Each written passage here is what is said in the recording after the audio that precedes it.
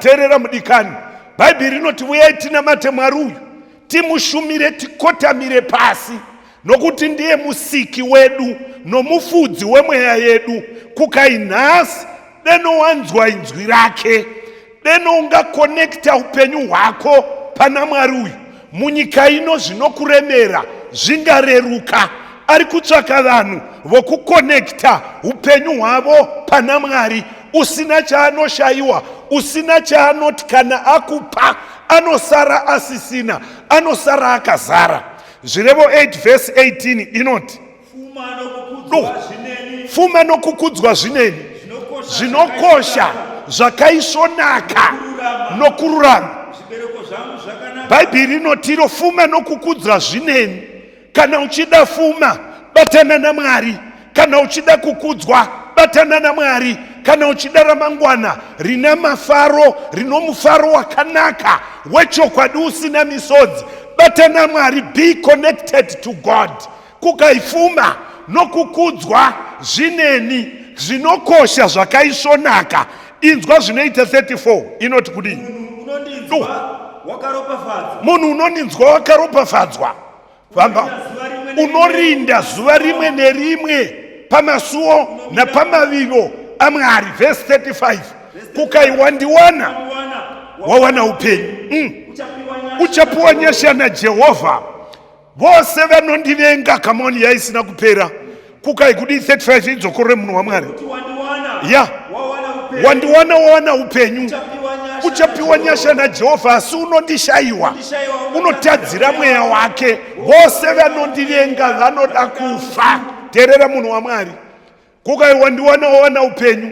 Upenyu huno unokupa, upenyu hunobuya, unowana upenyu hunogara nokusingaperi. Kukai vose vanondivenga, vanokwedera kure neni, vanoda rufu. Regai ndikuudze hama dzinodikamwa, ukakonekta maconnection oupenyu huno haana maturo, pane paachaguma. Asi ukakonekta upenyu hwako pana Mwari, wakonekta highway to heaven. Munyika ino uchafara, nomunyika ino uya unoponeswa. Kana Mwari achitaura newe, teerera shoko rake. Unotiye pana John 15 verse 5. Tega munhu waMwari. Kukai naMwari ndiri muzambiringa, imi muri matavi. Famba. Kunze kwangu hamugoni kuita chinhu. Without me you can do nothing. Kukai imi muri muzambiri, indiri muzambiringa. Isu tiri matavi ari pana Jesu Kristu. Davi rimwe nerimwe rinobereka zvibereko zvakanaka vanorishakurira, risingabereki vanotema. Kukai hamugoni kuita chinhu without me, kuti zvifambe muupenyu huno, kuti zviendeke. Connecta pana Mwari. Marriage yako kuti igare zvakanaka haigoni kufamba kana usiri pana Mwari. Haigoni kuva norugare kana usiri pana Mwari. Basa harigoni kuvapo kana usina kukonekta pana Mwari. Marelationship, vakomana navasikana, haagoni kusimba kana pasina connection yedenga. Kunongova kushandisana muchidhambiwa zvakadaro. Regai ndikuudze hama dzinodikamwa, connect your life to God. Ndiye oga unoti kana apa hatori. Education pasina connection naMwari haikubetseri. Ndati ukava mwana womufumi, womunhu unokudzwa, kana pasina connection yaMwari hazvishandi. Kurarama mupenyu huno husina connection nedenga, kutambisa nguva. Matiyo unotiye, ndingaita zvinogandibatsirei kuwana zvinhu zvose ndirashikigwe Job 20 noupenyu hwose. Ndizvingandibetserei kuwana zvoupenyu huno ndichirashikigwa noupenyu husingaperi. Mafaro enyika ino pasina Jesu Kristu, kutamba nenguva. Job unotiye pana chapter 20 pavhesi ra4. Tega munhu waMwari. Mira munhu waMwari. Kukai udini?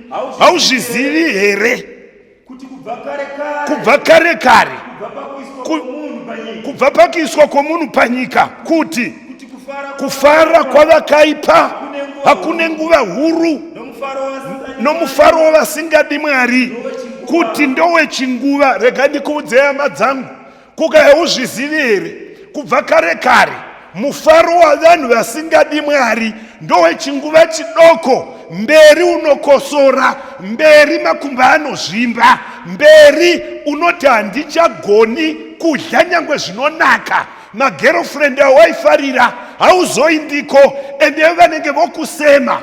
Hama inodikamwa, usaita mufaro womunhu usingadi Mwari. Ita mufaro nemhuri yako, mufaro nomudzimai wako, mufaro navana vako, mufaro nehama dzako. Usaita mufaro wechivi, chivi chinouraya.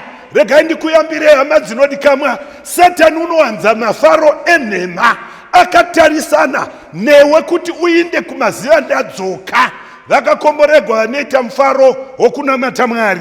Kuka mufaro wavanhu vasingadi Mwari ndowechinguva dzikanayo inoti kudii? Munhu unomufaro usiri muna Mwari, nyango kufara kwake ukakwira kudenga, ukasvikira kumakore, uchaburuka, uchaparara sendove yake. Teka munhu waMwari.